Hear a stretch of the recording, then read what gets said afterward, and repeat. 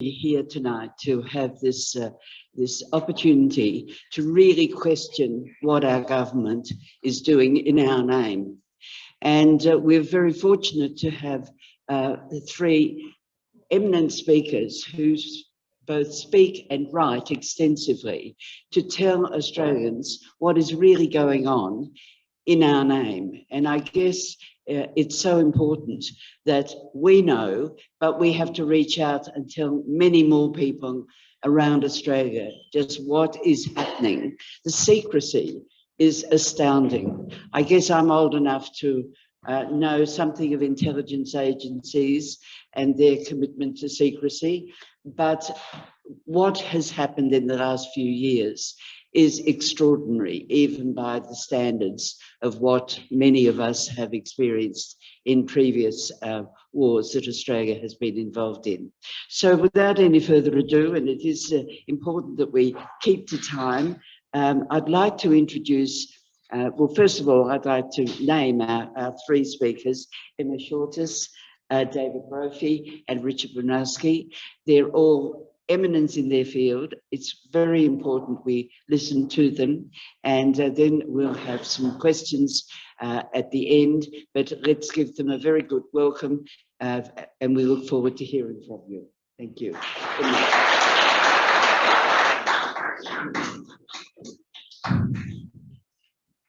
Thank you so much. I don't think I've ever been described as eminent before. The first for me. Thank you. I too would like to begin with an acknowledgement, particularly of the Eastern Maar and Gunditjmara peoples of southwest Victoria, on whose unceded lands I live and do most of this work. I'd also like to thank, of course, Annette and Bevan, who I think is here somewhere, for inviting me to speak to you tonight. It's a real pleasure. I've been invited specifically to speak about Australia's relationship with the United States and how we might be able to chart our collective way to a more independent relationship and a more peaceful future.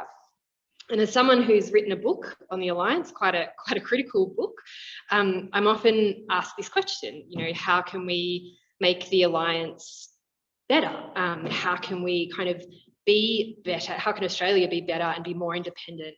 And then there's also often the kind of dreaded, but what's the alternative?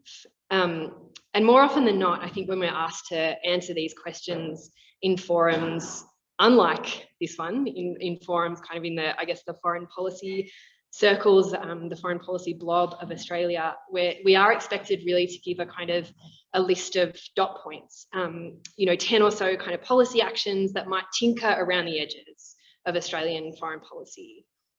And it's possible to do that, of course, and it's desirable, I think, in the immediate term to do that.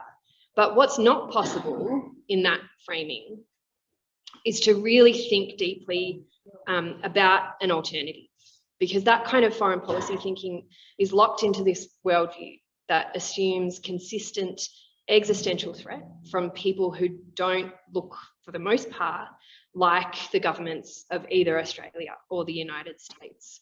In that framing, alternative what's the alternative means, well, who's the other big power that's going to come and protect us? You know, the alternative in that framing isn't a kind of alternative way of approaching Australia's role in the world. It's not a radical rethinking of Australia's role in the world. And that's why I'm so grateful for the work that IPAN does and for the invitation to speak to you this evening.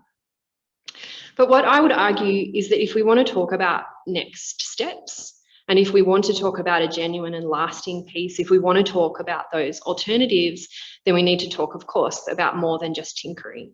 We need to talk openly and honestly, and particularly us white settlers, we need to talk loudly about the way that Australia's relationship with the United States continually and deliberately undermines, sidelines, and renders invisible First Nations people on both sides of the Pacific. And I think we need to face those shared histories and those shared values that we have, that Australia has with the United States.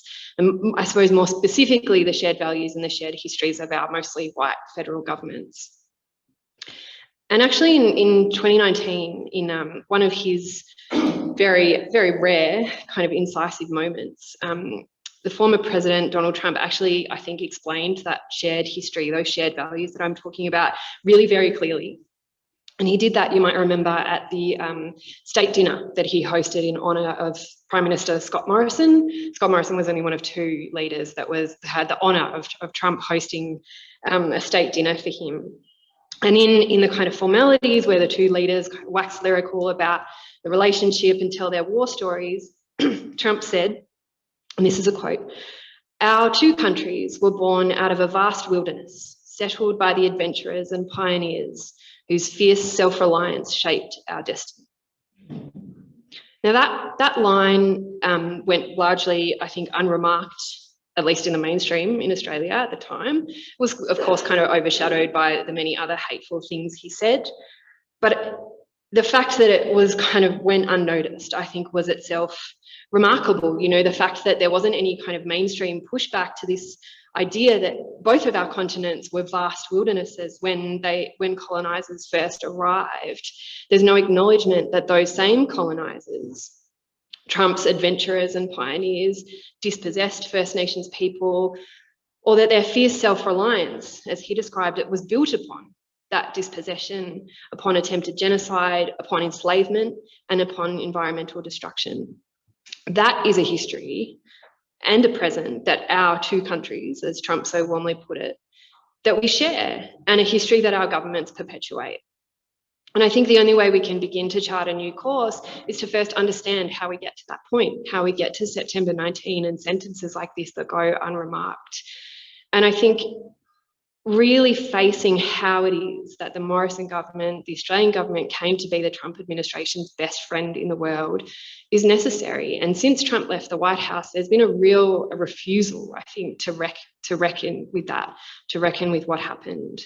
At the time, the friendship, that close friendship, was explained as pragmatic, as the kind of necessity of diplomacy, as a necessity for Australian security, that the Australian government needed to woo Trump, it needed to keep him on side. And it was really remarkable, the kind of self-congratulatory nature of the comments, I think, around how that relationship was managed. And that was really obvious when, Joe Hockey left his post as the ambassador, the Australian ambassador, how he was kind of applauded for managing Trump and his volatility, and how great it was that he was able to play golf with him. You know, people in foreign policies were entirely comfortable with that pragmatic approach to diplomacy. They were less comfortable, I think, with Morrison being amongst the last of the world's leaders to condemn Trump's insurrection on the Capitol and the near overthrow of US democracy. And some of that, I think, was just put down to the fact that, this was a conservative government that had a particular shared ideology with Trump. But there is, and I think, again, this goes too often unacknowledged, the longer and deeper shared history that allowed that to happen, that allowed us to get to that point, and that explains, continued Australian government's existential need to seek out the protection of a bigger white government, even if it's headed by somebody like Donald Trump. And that willingness to overlook it, I think, is wrapped up in this desire to pretend that our domestic histories and our domestic politics can be treated as entirely separately from the alliance, that the alliance is something that kind of exists on its own in a bubble that's completely unrelated to domestic politics and domestic history. But I guess what I'm trying to argue is that ANZUS is both a symptom and a cause of all this. And Trump understood that. He told us, he acknowledged openly our shared histories of settler colonialism, environmental destruction, and he did that while the Australian Prime Minister nodded along, smiling away. And the Australian press corps were kind of busy breathlessly covering the candlelit dinner that they had in the Rose Garden and their budding bromance, as they called it. Now, none of this precluded a genuine sense of relief when Trump finally left the White House. And there was genuine, of course, relief when Biden was elected. And there was a sense, I think, that Biden might even push Australian governments to do better, to be marginally less racist or to do marginally better on climate. And I think it's really important to acknowledge those differences, to not shy away from them in our critique, and to not conflate a president like Trump with a president like Biden. I think we do ourselves a real disservice if we don't engage in fine-grained analysis of contemporary US politics. Biden is different. He is demonstrably different. He does care. When he was elected, he talked about restoring the soul of America, and he has done a lot, I think a surprising amount given the political landscape, to try and do that. And so I guess the point is that in amongst these structures, the politics does change. But what remains consistent, and I think we saw in that film, is the function of US power. You know, viewed from outside the United States, American power and its impact on the world remains largely consistent. And that's partly because even to Biden, who's dramatically different from Trump, restoring the soul of America to him also meant restoring the United States to its rightful place, as he described it, as a beacon for the globe. And he's been consistent in that belief. You know, even in September this year, when he gave that kind of democracy is in crisis speech in Philadelphia, even as he was warning of an existential threat to American democracy, almost like begging American voters to understand the magnitude of that threat, his faith in American power, in the inherent goodness of American power, remained steadfast and unchanging. Even in that speech, as he put it, we're going to make the 21st century another American century because the world needs us to. So Biden will always place his faith in what he calls the better angels of American politics. And he has no real interest in changing the nature of American power or in bringing the same kind of introspection that has led him to talk about American democracy the way he does, that has led him to use phrases like white supremacy or even semi-fascism when he's talking about US domestic politics. He doesn't bring that same kind of introspection to US power and to the way that it functions in the world. So presidents and prime ministers and administrations and governments do change. They change all the time on both sides of the Pacific, and the politics and the impact on the alliance changes too in important ways. But the fundamentals that Trump outlined so clearly remain the same. And most of the time, the governments of our two countries really just reinforce the worst instincts in both of our politics in ways that in turn only serve to reinforce the violence and the deep racism of the alliance. And we can see that, we've seen that demonstrated already, but we can see that in the way that successive administrations, Republican and Democrat, have treated the Australian citizen Julian Assange. We can see it in AUKUS. We can see it in the way that the botched withdrawal from Afghanistan just prompted almost no real reflection, in the mainstream at least, on US-led wars or on Australian participation in them. And, you know, of course, we're all familiar with the role of war in the history and present of the ANZUS Treaty. But I think we need to always have at the forefront that deeper history, that it helps explain that consistency in Australian subservience and examine how that violence is reinforced and underpinned by those shared histories that I've been talking about. That's what gets us to the kind of logical endpoint of President Biden, even after Trump, and Boris Johnson and Scott Morrison announcing AUKUS and talking in reverential terms about the revival of the Anglosphere.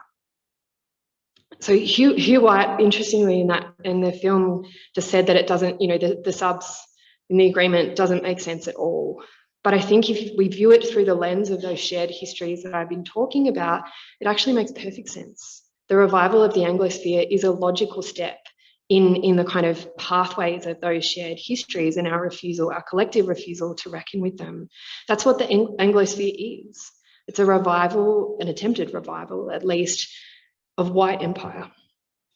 And to pretend, you know, to have our governments stand up there and kind of pretend to themselves and pretend to us that nations in our region, in the Asia Pacific and beyond, to pretend that non-white people, First Nations people here on this continent don't know what an Anglosphere combined with the word nuclear means is embarrassing, and it's a violent erasure of our history it's a violent erasure of our history and the experience of First Nations people.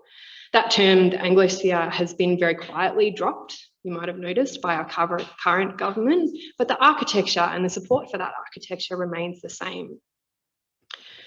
So we can talk always, and we should talk about next steps and about kind of charting our immediate future. But I think the only way to really understand things is to acknowledge constantly, those shared histories. And maybe what that means is reconceiving the alliance as a form of solidarity between people rather than a form of solidarity between governments. So I will leave it there because I've been giving the ding ding, but I hope that together we can start taking steps to do that, to reconceive that relationship away from those shared histories while still acknowledging them. Thank you.